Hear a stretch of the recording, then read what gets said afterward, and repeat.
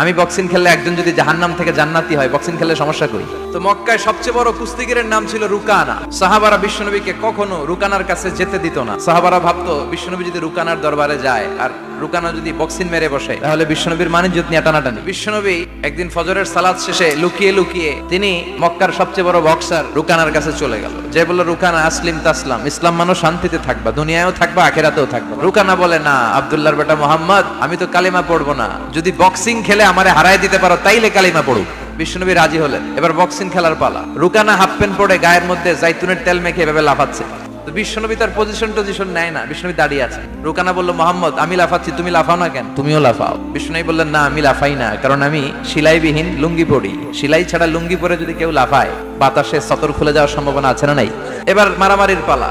রুকানা বলে, মোহাম্মদ তুমি মারো। বিশ্বনবী বললেন, তুই মার, কারণ আমি মারলে ওই মায়ের হজম করার ক্ষমতা তোর নাই। বিশ্বনবীর এক হাতে জান্নাতি 40 জনের শক্তি ঢুকায় দিছে কে?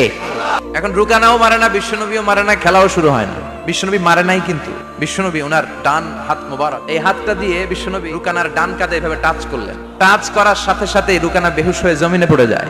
পানি ঢেলে রুকানারে হুঁশ ফিরানো হয়েছে। সবাই বলে, রুকানা তুই তো অনেক বড় পালোয়ান, আব্দুল্লাহর বেটা মোহাম্মদ ঘুষিও দিল না, লাথিও মারলো না, বেহুশ হইলি কেন? রুকানা বলে, আরে তোরা তো দেখোস নাই, তোরা দেখেছিস মোহাম্মদ হাত দিয়ে ধরেছে, আমার মনে হয়েছে বিশাল পাহাড় এসে কাঁধে চেপেছে।